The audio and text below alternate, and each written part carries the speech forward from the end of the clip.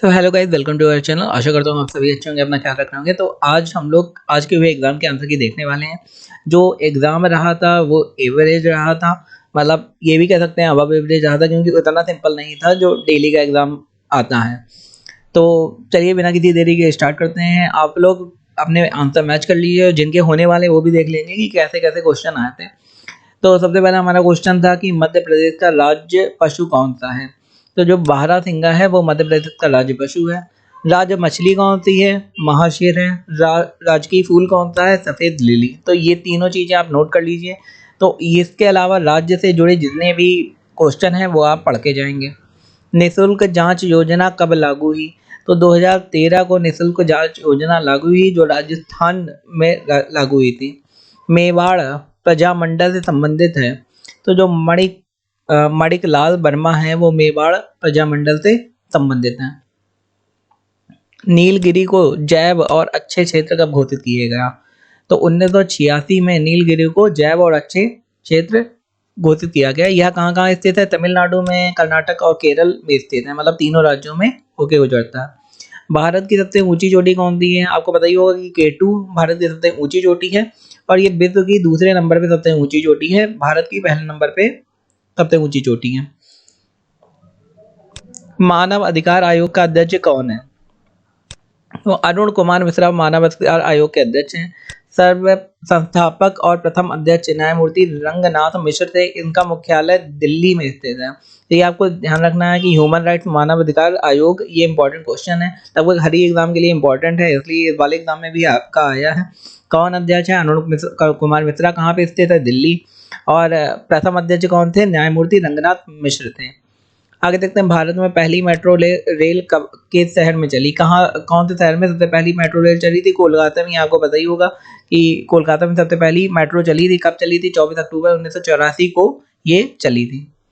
Chips के packet में कौन सी गैस भरी होती है? तो चिप्स के पैकेट में नाइट्रोजन भरी होती है। उसकी उसी के लिए कितने भी पैकेट हो, कोई भी पैकेट आता हो, सब में नाइट्रोजन भरी रहती है, इसीलिए वो काफी हैवी और फूला फूला लगता है। भरी क्यों रहती है? जिससे वो सीले ना, तो उससे क्या होता है, खराब नहीं होता, सीलता नहीं है। नाइट्रोजन आपको बताइए, हमारे एनवायरनमेंट में 78% नाइट्रोजन है। नाइट्रोजन काफ़ी डेंजरस पॉइजनस गैस होती है। अगर आप इसे विदाउट ऑक्सीजन के जैसे ये केस आया था जिसमें ये दो लोग नाइट्रोजन वाली कंडीशन में फंस गए थे, वहाँ पे बिल्कुल ऑक्सीजन नहीं थी, तो उसमें क्या होता है, उसमें पता भी नहीं चलता और लोग ख़त्म हो जाते, मर जाते हैं। उन्हें ना दर्द होता है, ना एहसास होता है, ना कुछ होता है। तो इसलिए ये बहुत डेंजरस गैस है। यूजली ये पैकेट में होता है, जैसे पैकेट हम लोग ओपन करते हैं तो वो हवा में चली जाती है। जब तक आप ऑक्सीजन के बीच में रहेंगे तब तक कुछ नहीं होगा, लेकिन सिर्फ नाइट्रोजन बड़ी खतरनाक है। आगे देखते हैं, फसल बीमा योजना का टाइटल। मेरी फसल मेरा खेत, ये फसल बीमा योजना का टाइटल है। मोदी ने 13 जनवरी 2016 को एक नई योजना प्रधानमंत्री फसल बीमा योजना लागू हुई। तो इसके तहत लोगों को फसल के लिए बीमा दिया जाता था, जो प्रधानमंत्री की तरफ से, तो सेंट्रल गवर्नमेंट की तरफ से दिया जाता था। बीमा के लिए जो कंपनियां थी, बीमा कंपनियां, वो रखी जाती थी, और अगर फसल खराब रहती थी तो उसको मुआवजा दिया जाता था। इसकी जो कॉस्ट थी वो काफ़ी कम थी। भागीरथी और अलकनंदा कहाँ मिलती हैं? तो देवप्रयाग में भागीरथी अलकनंदा मिलती हैं। राज्य निर्वाचन आयोग का गठन कब हुआ था? तो 1994 ईस्वी में राज्य निर्वाचन आयोग का गठन हुआ था। भारतीय चुनाव आयोग की स्थापना कब हुई थी? तो 25 जनवरी 1950 ईस्वी को भारतीय चुनाव आयोग की स्थापना हुई थी। तो ये दोनों इंपॉर्टेंट क्वेश्चन है, इसे आप नोट कर सकते हैं। 42वां संविधान संशोधन कब हुआ था?